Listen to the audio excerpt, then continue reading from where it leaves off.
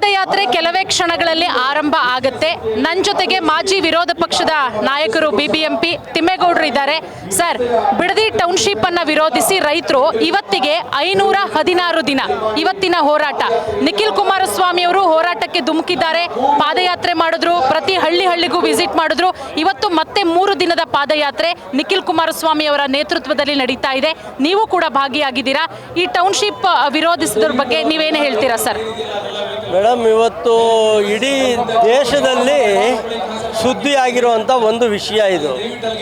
ಬಿಡದಿ ಟೌನ್ಶಿಪ್ಪು ನಮ್ಮ ಮಾನ್ಯ ಮುಖ್ಯಮಂತ್ರಿಗಳು ಯಾವುದೋ ಒಂದು ಕೆಟ್ಟ ಹಠಕ್ಕೆ ಬಿದ್ದು ಈ ಒಂದು ಕಾರ್ಯಕ್ರಮನ ಮಾಡೋಕ್ಕೆ ಹೊರಟಿದ್ದಾರೆ. ಇವತ್ತು ರೈತರು ಸುಮಾರು 500 ದಿವಸಗಳಿಂದ ಏನು ಒಂದು ಪ್ರತಿಭಟನೆ ಮಾಡ್ಕೊಂಡು ಹೋರಾಟ ಮಾಡ್ಕೊಂಡು ಬರ್ತಾ ಇದ್ದಾರೆ. ಅದು ಯಾವುದನ್ನು ಲೆಕ್ಕಿಸದೆ ಅವ್ರಿಗೆ ಬೇಕಾಗಿರುವಂಥ ಕೆಲವು ಒಳಸಂಚಿನಲ್ಲಿ ಕೆಲವ್ರನ್ನ ಕರ್ಕೊಂಡೋಗಿ ನಾವು ಚೆಕ್ ಕೊಟ್ಟಿದ್ದೀವಿ, ಒಪ್ಕೊಂಡಿದ್ದಾರೆ ಅಂತ ಎಲ್ಲ ಹೇಳಿ ಏನೇನು ಒಂದು ಅಂಶಗಳನ್ನ ತೋರಿಸಿ ಒಂದು ಅವ್ಯವಹಾರಗಳನ್ನ ಮಾಡ್ಕೊಂಡು ಹೋಗ್ತಾ ಇದ್ದಾರೆ.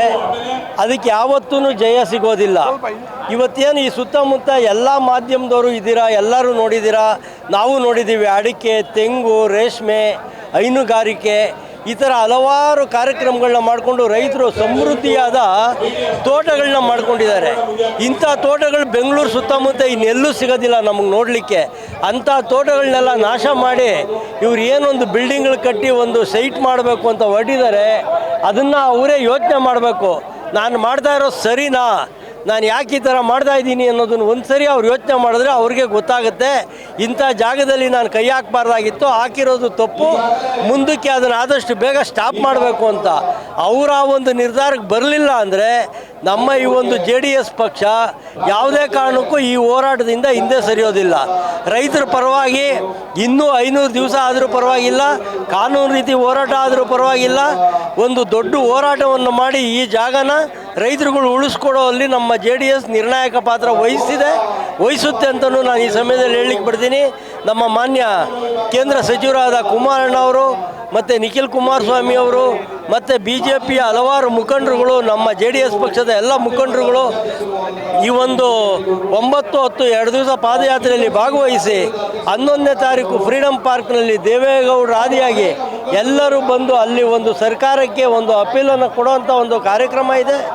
ಈ ಒಂದು ಬೃಹತ್ ಪಾದಯಾತ್ರೆ ನಿಜವಾಗ್ಲೂ ಸಕ್ಸಸ್ ಆಗುತ್ತೆ. ಕಾಂಗ್ರೆಸ್ಗೆ ಇದು ಒಂದು ಪಾಠ. ಅವ್ರು ಏನು ಒಂದು ಮಂತ್ರಿಮಂಡಲ ಮಾಡಿ ಅದನ್ನೇ ಸರಿ ಮಾಡ್ಕೊಳಕ್ಕಾಗ್ತಾ ಇಲ್ಲ. ಅವ್ರ ಪಕ್ಷದ ನಾಯಕರೇ ಹೇಳ್ತಾ ಇದ್ದಾರೆ ಬಿಡದಿನ ಕೈ ಬಿಟ್ಬಿಡಿ ಅಂತ. ಆದರೂ ಕೇಳದಲ್ಲೇ ಮುಖ್ಯಮಂತ್ರಿಗಳು ಒಂದು ಕೆಟ್ಟ ಹಠ ಇಟ್ಕೊಂಡು ಏನು ಮಾಡ್ತಾ ಇದ್ದಾರೆ, ಅದಕ್ಕೆ ಸರಿಯಾದ ಫಲನ ಅವ್ರು ಅನುಭವಿಸ್ತಾರೆ. JDS ಇದನ್ನು ಸರಿಯಾಗಿ ಕಲಿಸುತ್ತೆ ಅವ್ರಿಗೊಂದು ಪಾಠನ ಅಂತ ನಾನು ಈ ಸಮಯದಲ್ಲಿ ಹೇಳಲಿಕ್ಕೆ ಪಡ್ತೀನಿ. ಈ ಪಾದಯಾತ್ರೆಯಲ್ಲಿ ಭಾಗವಹಿಸಿರ್ತಕ್ಕಂಥ ಎಲ್ಲ ರೈತರಿಗೂ ಜಯ ಸಿಗುತ್ತೆ ಅಂತ ಮತ್ತೊಮ್ಮೆ ಹೇಳಲಿಕ್ಕೆ ಇಷ್ಟಪಡ್ತೀನಿ ನಾನು.